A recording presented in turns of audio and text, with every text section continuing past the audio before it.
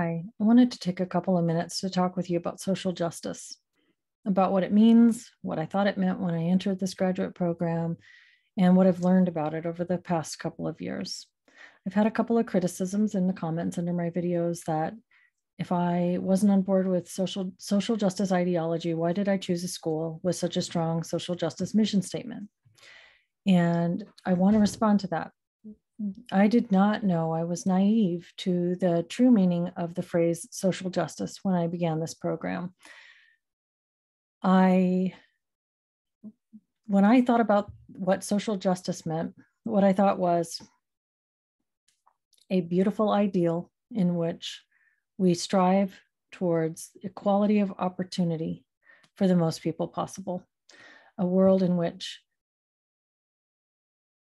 most, if not all people, can access the essential goods and services and opportunities that they need in order to live a good life.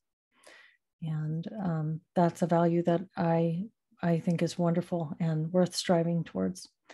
And what I did not know and could not have known at that time was that what this phrase social justice now means, it's a perversion of itself. It's critical social justice theory.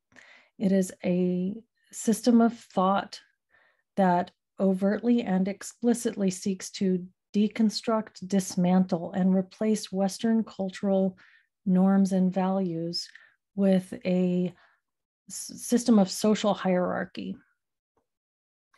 We can look at this as sort of a social ledger in which we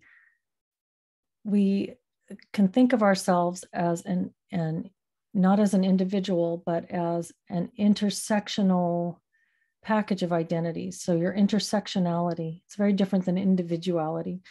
Intersectionality is the idea that we all have these demographic categories, like we talked about with the addressing model. We can assign ourselves a value of privileged or marginalized for each of our of the given oppression categories, and see how we stack up against other people that we relate to socially. And the more marginalized you are, the more entitlements you have, because these are places where society owes you something back, or the privileged people in society owe you something. So these are things that you're entitled to that you have not received.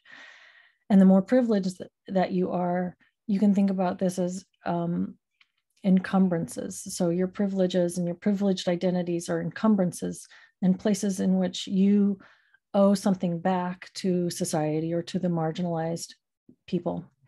And so in this way, it's a hierarchical system of power in which the marginalized individuals actually have more power because they have more social currency, they have more entitlements than the so-called privileged people who are basically offensive in their very existence to marginalized people, and therefore owe back something of themselves. This is all based on real but misguided and weaponized empathy for people who have suffered oppression for a variety of things, or unfair discrimination. But the goal is not so much some endpoint of perfect fairness and equality for all in every way, because it's impossible to ever actually achieve such a thing. There's no way we could completely equalize everything that it means to be a person and every experience that we ever have, or every attribute that we have. So the goal isn't some perfect equity. It's instead a process. The goal is to change your mindset and to cultivate something that they call a critical consciousness. It's not critical thinking. It's very different than that. It's a critical consciousness, whereby you're performing a perpetual interrogation of social dynamics in search of inequities and places where you've been wronged, and you can be resentful. And that resentment is that power. It's that social currency. It's the you owe me, the entitlements. So in this way, social justice thinking is a a sort of a philosophy of anti-resilience, and a philosophy that upholds victimhood status. And if you want to drive social justice people into an absolute fit of rage, you can say a phrase like, whatever doesn't kill you makes you stronger. Because to them, when they hear that, they hear you saying that the marginalized person, the oppressed person, the victim of discrimination should just suck it up because it's going to make them, that they'll be better for it. And so, you know, just deal with it, which of course is a perversion of what is meant as a statement of encouragement towards building resilience and ego strength. Another thing that is incredibly offensive to the social justice people is the concept of color blindness. When a person of my generation says color blindness or thinks about color blindness, we're not saying that we don't see each other's color and that we don't recognize racial and ethnic differences, and that we don't know that a person's background and ethnicity and race will likely have a lot to do with their formation and the experiences that they will have had in life. What we're saying is that we don't automatically attribute personality characteristics and experiences and worldviews to each other based on what we can observe physically in each other. We wait for the person that we relate to show us who they are. And, you know, in whatever capacity we know one another, whether it's as friends or whether it's counselor to client, we don't assume a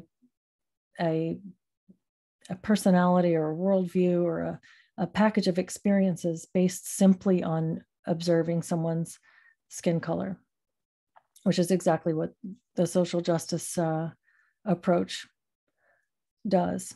So I know that my video, at least the first one that I released, is being talked about at Antioch. They have been apparently showing it or talking about it in classes.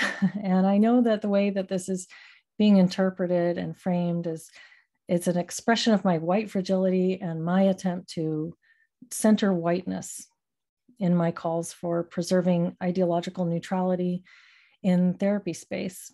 Those pleas for objectivity and neutrality are,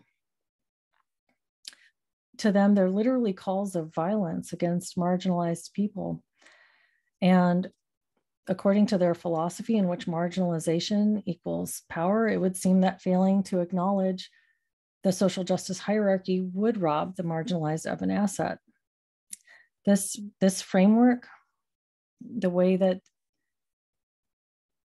we are taught to see the world through the social justice lens is foundational and absolutely fundamental to the way that they interpret human relationships and reality.